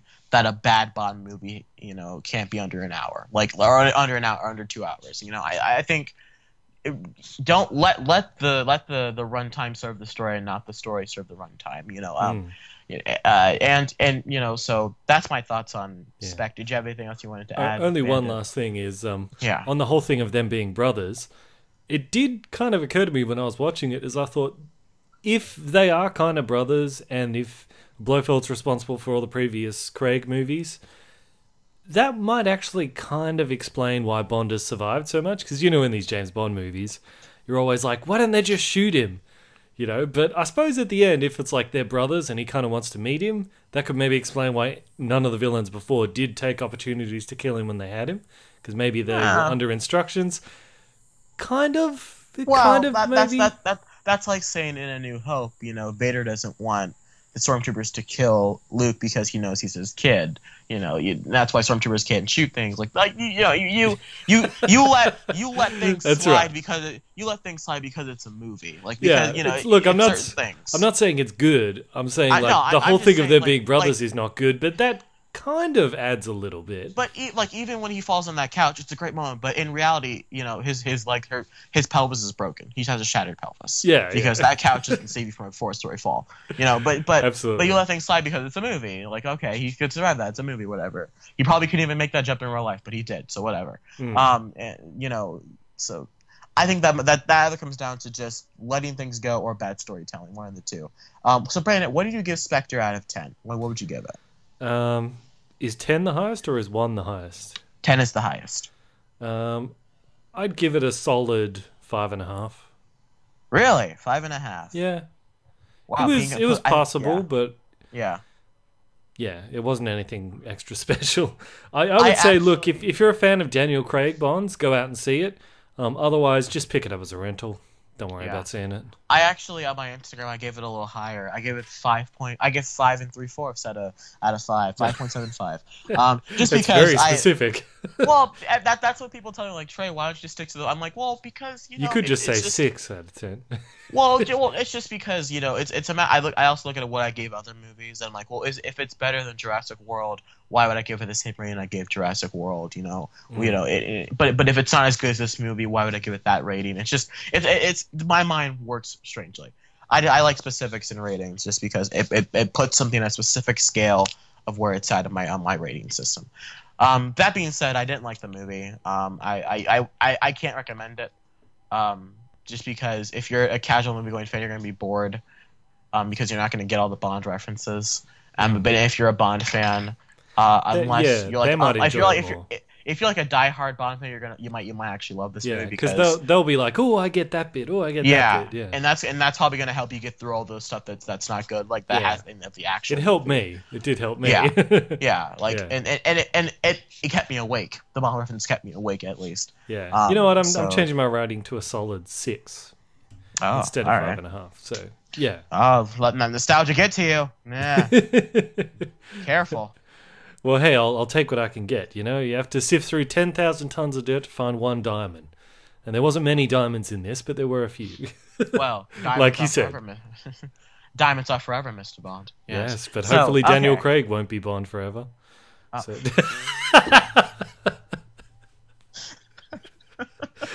Hashtag we hate you, Daniel Craig. Yeah, you only live twice. You only live twice, Mr. Craig. He's sitting in the Sony offices, and he's like, but I've only had 2 bad movies. Like, you only live twice, Mr. Craig. And they press the button and he slides down the trap door. I really wanted that to happen too in the Spectre meeting. Like, that's probably what the Sony offices are like, Yeah, like I said, they just filmed her. Like, they filmed her on Amy Pascal, and it's like in CG. Christoph Waltz into everything. It was actually just Amy Pascal, ex-head of Sony.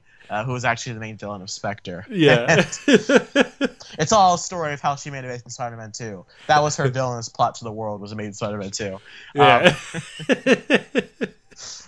I'd like to see that movie now where it's just Amy Pascal making bad movies. Andrew Garfield is right now being lowered into the tanks of sharks with laser beams on their heads. Yeah.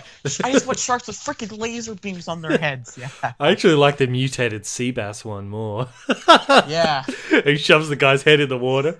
Not a good time to lose one head. Lose one's head. It's a shame he wasn't more headstrong. He'll never be the head of a major corporation. All right, that's enough. Those movies are great, man. These movies are great. Those first 2 really killed me every time. Yeah. Oh my gosh. I love the whole bit about the nameless henchman who gets killed, and then you see all his friends and everything. I liked everything with Will Ferrell in those movies. Whenever he falls and he's breaking his legs, and he's like, "I think I'm all right. I think he steps in here." You're like, I'm not good. My legs are gone. There's a lot of blood. Oh, there's a nice coyote. Oh God. Everything about those, it's great. Okay, so Bandit, I guess before we get into the questions here, I would like to talk about a movie that I saw. So we'll put that in the homework segment. This week, Each one of you has a homework assignment. You're gonna go out, you're gonna start a fight with a total stranger. You're gonna start a fight, and you're gonna lose. Okay, so, Bandit, I got tickets to a 2-week kind of advanced screening of the movie Creed, which is very much the spiritual sequel to the Rocky franchise. How was it? Without giving any spoilers, how was it? Well, without giving any spoilers, I loved it. I thought it was fantastic. And it basically tells the story, if you guys that don't know, of Adonis Johnson, who is the son of Apollo Creed, the man who fought Rocky and kind of helped train him in the franchise before he died in Rocky IV. Yeah, and it's basically beaten to death by Drago, I think his name was. Yeah. If he dies, Ivan Drago. If he dies, he dies. And it's basically the story of Adonis, or they call him Donnie in the movie. It's kind of the story of Donnie trying to both successfully succeed his father's name while also making a name for himself, while being trained by Rocky Balboa by Sylvester Stallone, who is just incredible in the role. Okay. I thought it was. He's good, is he? Because I was going to ask you, on a scale of 1 to 10, how terrible is he this time? He gives one of the best performances I've seen, in all this year. I thought Stallone was great. He's everything that I loved about Mickey in the first few movies. The Rocky films. You've seen the Rocky films, have you? Yeah, sure. Yeah, they're and this one might be my favorite of the Rocky movies. I don't know. I really like Rocky 3. I really like Rocky 3, but I just think out of my way, old man. But I think it was such a, in the same way The Martian was kind of a feel good movie. It's a boxing movie, so you kind of know where it's going to go. But it's how the director Ryan Coogler, who is actually a really big Rocky fan, he's had this story on his brain for a while. It's kind of how he takes the story and adapts it to, for more modern audiences, and without giving anything away, there's this one tracking shot where I won't give it, but there's one scene where it's all done in one shot, and the way you do it, it just makes what's happening feel so much more raw. And I don't even want to give away what happens in the scene because I wasn't expecting it. The links to the Rocky series are there. They're very evident. There's one scene where, if you are a Rocky fan, he visits some graves, and if you are a Rocky fan, you will just bawl your eyes out if you're not careful. So my dad got a little choked up that moment. He spent half of the last movie sitting by a gravestone of his wife. Yeah, it was. And they keep the movie fairly lighthearted, but at the same time they. It's like I said, it's really well shot. It's very well acted. The script is great. But I think my biggest compliment I can give the movie is that it just felt real. I felt like these were real people talking to each other. And I felt like the relationships were genuine, which is hard with Stallone these days, and which is weird. And I guess it's because he didn't write it, but I felt like this movie, I felt the connection between Adonis and Rocky, and the chick that he meets along the way too was great. And the fights were all well done, and the score was good. Okay. It was all around a good movie. I give it a 9.5 out of 10. I really loved the movie. I got an email about from someone. I didn't even bother to click on the link or whatever because I thought it might be a scam or something. But it's like talking about because they are going to make a movie with Dolph Lundgren about the Drago character. Yeah, I heard about that. And this email's like, you've been selected to be one of the people who reviews the script. And I was like, no, I don't care. So even if that was legitimate of reading the script, I was like, I couldn't be bothered. I not really want to read scripts anyways. No. Because, granted, they'll be revised, I'm sure, but ultimately the plot is the plot, and I don't want to know. Yeah, so does this guy, does Creed in this have sort of a rival that he ends up boxing in the final thing? Or is it just a random guy? It's a bit of both. He doesn't really have a rival, from the start. There's no, Mr. T, sort of... Well, it just in the fact you ain't no man. You're taking the easy matches, fighting other bums. That guy.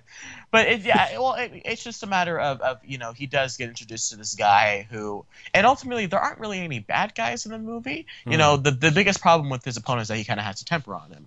But when you find out what kind of this guy is, it's a well-rounded boxing movie, and it doesn't try to be anything it's not. And I think that's what works about it. Okay. So yeah. I think you'll really enjoy it. So you know, you guys don't do Thanksgiving in New Zealand, do you? Seems like that's a very American holiday. What? Thanksgiving. Do you guys do? Oh no, that's not. Yeah, no. Okay, yeah. Isn't that something to do with Christopher Columbus or something in America? No. Christopher Columbus was a man that came to America and slaughtered millions of Native Americans in a mass genocide. But we have a day off for him because school. Yeah. No, Thanksgiving. He's the guy who saw the Native Americans and goes, "We're in India." Yeah. It's like, no, this isn't India. He's like, they're short and brown. That means we're in India. Yeah, I did it. Yay me. Those Spaniards, yeah. No. Thanksgiving, so quick lesson here. Thanksgiving is when the Pilgrims came down from Plymouth Rock. And this is the story I was told in kindergarten. The Pilgrims came down to Plymouth Rock and met with the Native Americans. Squanto helped them all unite and become good people. And they had a big feast, which eventually evolved into people being thankful for what they have in their life and called Thanksgiving. It's a very nice holiday. It's not like Christmas where it's very marketized. It's very much more personal and family-wise, which is why I like it. But I still love Christmas. Anyways. Is that where they gave them the blankets infected with smallpox? Because that's another story I heard. Oh boy, I don't know. Or is that a different I just got a notification from my phone from the Weekly Planet. They posted the new episode. It's called Spectres is Balls. Yeah, like in parentheses, which I was because they filmed so roughly excited. the same time as us. Yeah. Oh man, they're gonna rip this movie to shreds. Oh, this is gonna be so much fun. Oh, in fact, why is anyone even listening to this? Go listen to that. You know it's going to be a lot funnier. I've honestly stopped listening to Weekly Planet because we have such the same style of film. Yeah, no, I still listen to everything they say. Yeah. Well, just because I noticed that I have a lot of the same opinions as Nick Mason these days. And Yeah. I just feel like I'm talking to Nick Mason. I had cool, I guess. when everyone was sending me those audio things for Revenge of the Sith, so I literally did get an email, someone saying, "Hi Nick Mason, how's it going?" and said, "Hey, I was listening to your Weekly Planet podcast. You mentioned that you didn't like this movie or you never seen this movie, but then I saw on your YouTube channel that you did review the movie. Well, did you forget that you saw it?" I said, "No, it's because I'm not big Nick Mason." No, you're not Nick I'm Mason. the other one. I'm the unfunny one. You're the unfunny one. You're the nerdier one. I'm almost certain. That's right. You're the other Nick Mason. You're the official other Nick Mason of the podcast. Yes. Yeah, we'll give you that title. Yeah, but Creed is great, and check it out when you see it. Yeah. Okay. I think that's it. Sure. Creed-wise. Yeah. Okay, Bandit. Do you want to get into the listener questions? Excuse me. I'd like to ask you a few questions. All right. So for you guys that don't know, every week usually Bandit will post something on his Facebook and his Twitter page, both at BanditIncorporated, in which he will post, "Hey guys, questions for the next podcast," in which you ask questions and we answer them here on the podcast in a Q&A segment we call the Q&A segment. So on Facebook, Daniel Hernandez asked, worst movie theater experience. Bandit, I'll let you go first. Worst movie. It was probably having to sit through watching Ocean's 11 for the third time. What?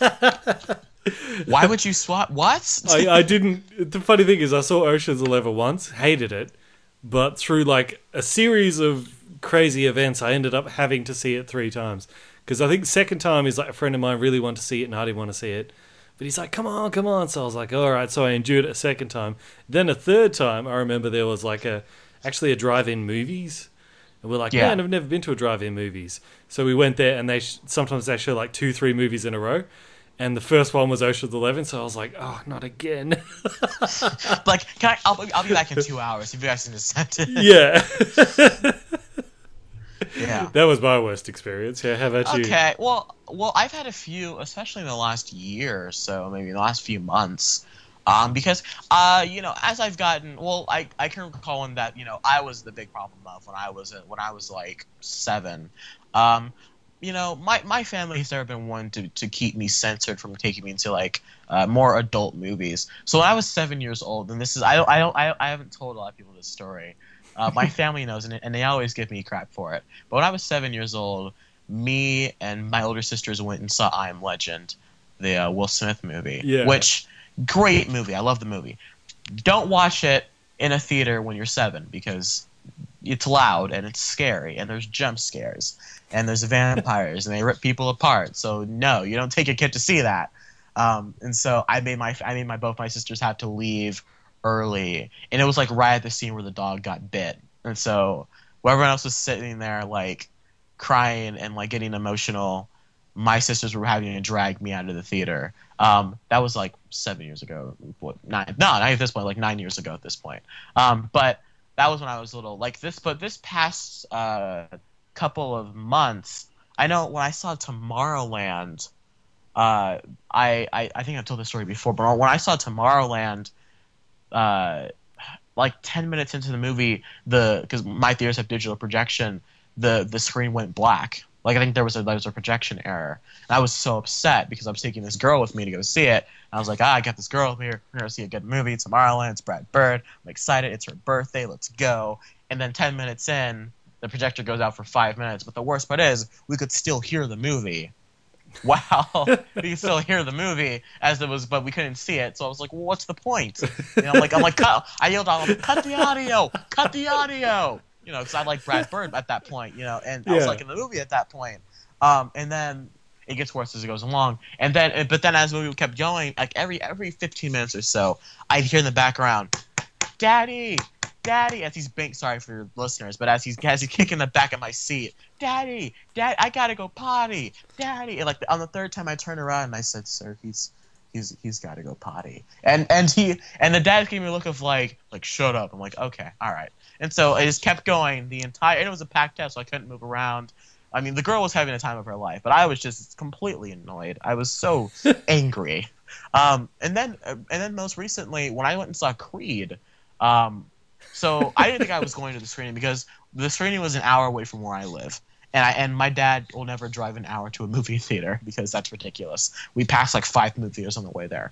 But it was only playing at that one theater. It was a special event. And so we got there, and I thought we were going to miss it because there were almost some seats. So I'm like, oh wait, Dad, there's 2 seats right there. Little did I know that we were sitting in front of teenagers, behind a family of like 5, and next to a loud couple.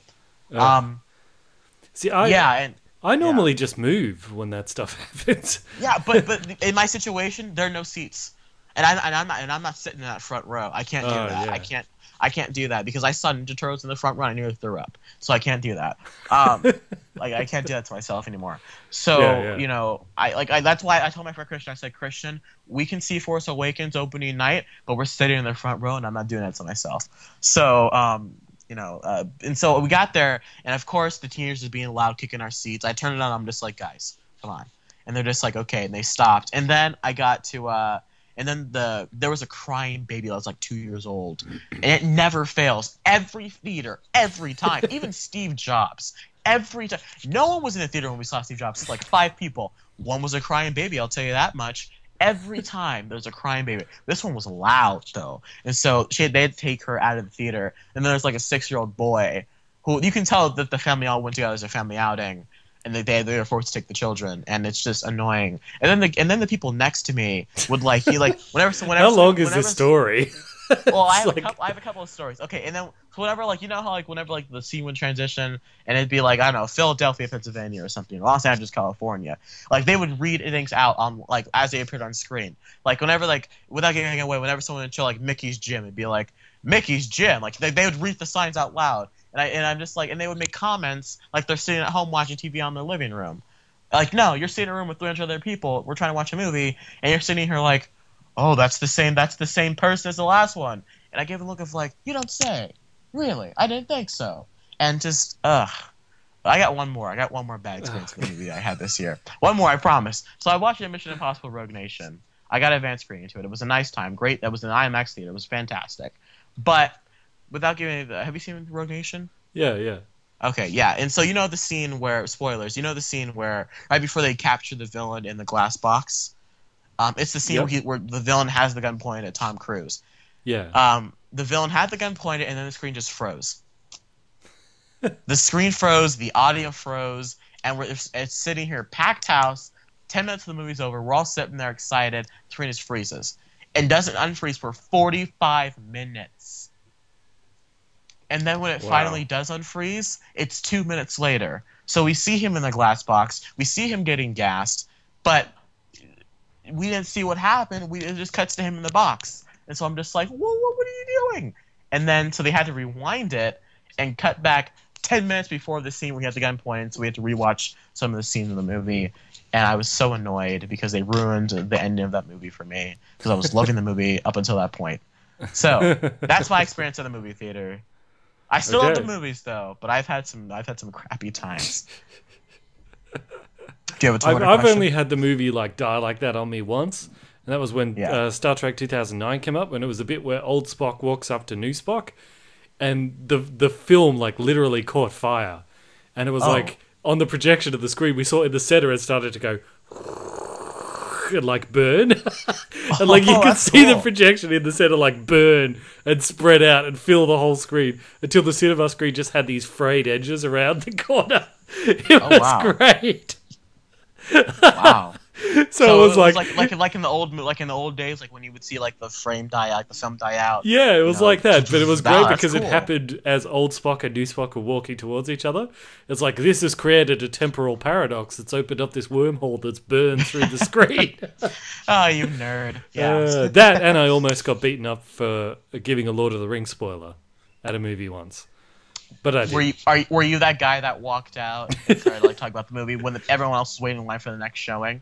No, it was from the very first Lord of the Rings movie, and I was there with a couple of my friends, and they were like really big Lord of the Rings fans, and because they read all the books, so they were talking about stuff that had been happened in the story before like the time of the movie, so it wasn't even a spoiler because it was stuff that was kind of like prequel sort of stuff that was written in the books, so it didn't affect the movie at all. But this other guy who was like just in front of us was like, "Oh gee, thanks for ruining the movie." We said, no, it's got nothing to do with it. And he's like, well, then why are you saying it? And it just sort of escalated to the point where like it was going to break into a fight. And I just kind of stopped him, and I was like, you want to go? That's what it was like. I was like, I actually, it escalated to the point, and I stopped him and I said, dude, do you really want to get into a fist fight over Lord of the Rings? And he kind of stopped and he's like, Bandit. No, I'm like, just move, move. Bandit, someone got stabbed with a pencil at a Harry Potter Comic-Con panel. Don't underestimate the violence of the nerds. The revenge of the nerds is pretty serious. Yeah. But I don't have the problems that you have, because I'm like, you know, being a YouTuber, you can live like the unemployed person's lifestyle, where you show up at the movies at like 2 p.m. on a Wednesday afternoon. And the only other people that are there are like, you know, the baby boomers that have just recently retired, and stuff. So I don't need to worry too much about that kind of stuff. And see, but then again, even after all those experiences, I'll still take a packed house over anything. But what was I gonna say? Anyway, let's move on. Me and my friends did something very mean this summer because we went to the opening night of the Avengers: Age of Ultron. And so when the movie was over, we sat outside the theater, and whenever somebody walked past the theater, and they had out, like, you could tell like they were walking to the theater to go see the movie, the next showing, we would just be like, oh man. And then when Spider-Man showed up, and like one guy, like, we were just messing with him, and then one guy gave a look of like, oh, you guys, you douches. You know, it's funny to see the reaction, and I understand because I'd be the same way. Like, so I'd be vocal. I'd be like, seriously, really? What did you gain from doing that? You know, and so like, I might punch somebody if they spoil Star Wars for me. I might take some fingers. Yeah. Okay. Do you have a Twitter question? Yes, I do.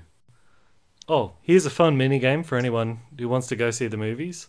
Like, if you want to talk about bad experiences, is like, this is kind of fun. It's not a bad experience. Mm-hmm. You buy your ticket, then you like go and, you know, bathroom or whatever, but then you still try to sneak in. Yeah. It's really fun. So you bought your ticket, so if you get caught, it doesn't matter.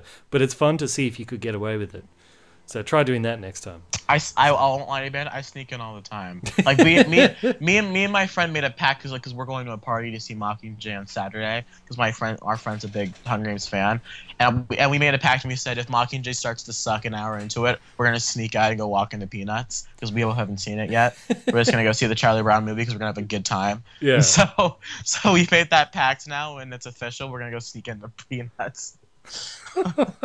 It's weird. Normally people who are like that age will say they buy a ticket for Peanuts, but then they go across into like Wolf of Wall Street and they watch that instead. But you're doing it the other way around. Yeah, the best part is my dad got my ticket for Wolf of Wall Street, and I just walked in. I had a ticket for it. I didn't just sneak into it.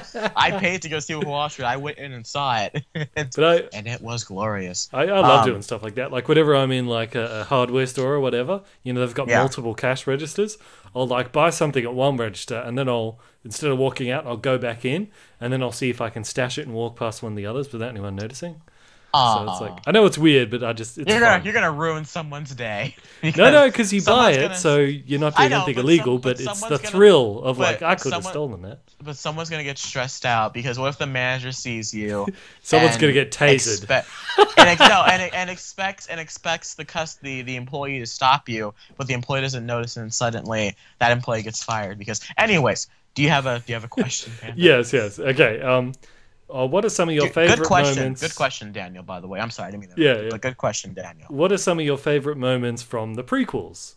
My favorite moment, or one of my favorite moments, is the bit where Obi-Wan goes, "You don't want to sell me death sticks. Yeah. You want to go home and rethink your life." That was great. Because I think the guy's reaction was, "I don't want to sell you death sticks. So I'm going to go home and rethink my life." That was good. That. Yeah. Yeah. I mean, how do you go wrong with that Qui-Gon, Darth Maul, Obi-Wan fight? That might be the best lightsaber fight out there for me. I mean, that's just, and then the whole. And I'll go if you want to go. The best part of the prequel is just period. The score of John Williams, like that whole score, is just incredible. Like I listen to prequel scores all the time. Like I think the New Hope, not the New Hope, the Revenge of the Sith ending score is fantastic. Duel of the Fates. Just there's a lot of great things, and yeah. Yeah, totally. Okay. Oh, was that Death Sticks scene here? Yeah, that's right. Either that or the bit in the space opera where Palpatine's talking about Darth Plagueis' wives. That's what is that when you talk about? He talks about Darth Plagueis. Yeah, that's when. Yeah. Oh man. Anyway, what you got on there on Facebook? Let's see. I've got one. Let's see. Ryan Williamson asks, favorite Marvel character? Probably the Hulk. Mm-hmm. What do you think? Okay. Well, like comic-wise, my favorite character is Spider-Man, just because Spider-Man was kind of my gateway drug into comics and all that. I remember me and my cousin DJ, who I bring up all the time here. Yeah, well, because like I remember my first ever. The first time I ever remember going to the movies was going to see Spider-Man, and then like when we were little kids, me and my cousin would watch Spider-Man on like the '90s cartoon. It would come on TV and we'd watch it. Back when I had my knob TV, and so I remember Spider-Man was my first kind of big superhero, and then I found Batman through Batman Begins and the animated series I would play on TV all the time. My favorite Marvel character, probably Spider-Man, but movie-wise, I'm going to go Captain America, just because I think he's grown so much as a character in these movies. Going back from the first Avenger and now into, especially Winter Soldier, but Age of Ultron, he's just this. He's grown to be such a good character, and I think they're really doing a good job with him. Okay. Yeah. Yeah, I got one here. Favorite movies when you've had a bad day? Or like one that's kind of like a comfort movie. Yeah, a feel-good movie that you sit down and watch whenever you're bad. Yeah, I'll go if you need time to think. But mine is actually a rock movie called Walking Tall. Have you seen that? Walking Tall? I haven't seen it, but I remember my family watching it when I was little. Yeah. It's actually pretty cool, yeah. It's basically just The Rock beating people with a giant bit of 2x4 for most of the movie. It's really cool. Yeah so... I mean, I'm gonna have to go. I either go on a GTA Rampage or on like PlayStation, or I'll watch that if I've had a bad day. I mean, like if I'm having a bad day and I'm just like super upset, I won't sit down and watch the movie, but I'll look up clips of Empire Strikes Back, just because any movie that makes me like smile is what'll really get me in. I won't sit down and watch Dark Knight when I'm having a bad day, just because Dark Knight is a movie I want to sit down and enjoy, like just be engrossed in. Yeah. So like a movie like Ratatouille Wolf of Wall Street, Dark Knight, or not Dark Knight, Empire Strikes Back. Those are the movies where I will sit down and I'll look up clips or whatever, and I can just instantly start feeling better. Let them watch. I just love that scene so much. Yeah, hey ma, we got chicken or what? I love that movie's great. But Empire Strikes Back, I'll usually pull up the scene with Yoda where he's talking to him about what the Force means to people. And, when he says to line, from this beings, we are not this crude matter. That's my favorite line of the whole movie, those things like that just make me just want to cuddle up in a ball and drink some hot cocoa. I love it. Yeah. Totally. Yeah. Okay, let's see. You want to do just one more, and then we can bank the rest, or? Yeah. Let's see. I gotta find, because a couple of these were ones that we answered when we were talking about watching more. Let's see. Oh, okay. It's a good one. Huey Armendades asks, also, because he asked a couple questions on here, but he says, since all the focus is on The Force Awakens, can y'all predict a Dark Horse movie that will surprise some people over the holidays? Dark kind of Horse movie that'll movie? what they mean, like a movie that'll sneak in there and get people talking about it, like besides The Force Awakens. A movie that'll get people. Yes. Maybe Suicide Squad, because there's a lot of internet buzz about Suicide Well, Squad. he means like this, like in this season, like from here till The Force Awakens is out, kind of. Oh well, that's only like next month. Well, I mean, over the course of the next few weeks. Is there anything that you think is going to come out and be like? Can't that's think of gonna any. be Hang on, let me have a look at my list of I've got a upcoming couple. movies. So. I've got a couple. I think just maybe in the indie world, The Revenant, which is from the guy who did Birdman with Leo DiCaprio and Tom Hardy. That looks like it's going to be just a monster. Oh yeah, Revenant. Yeah. Movie. Hateful Eight looks great. Tarantino. That comes out. But that doesn't come out. Deadpool's in February. Don't know if that counts. 50 Shades of Black. I think he means in the December-ish area. But I think if any movie is going to be one that's going to surprise a lot of people, I think it might be Good Dinosaur, because if you remember, this is the same weekend. This is the same weekend that Frozen came out. A couple of years ago, and animated movies always typically do well in this season. This is Pixar. Pixar's coming off the back of Inside Out, which was a huge hit.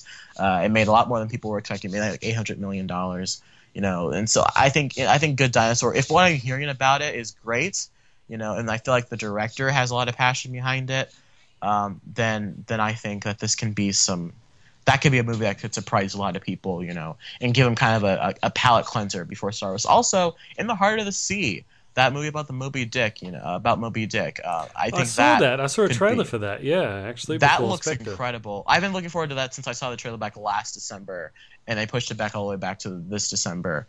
And it's supposed to come out in March. It's funny though, because it says in the trailer, based off the true events that inspired a legend.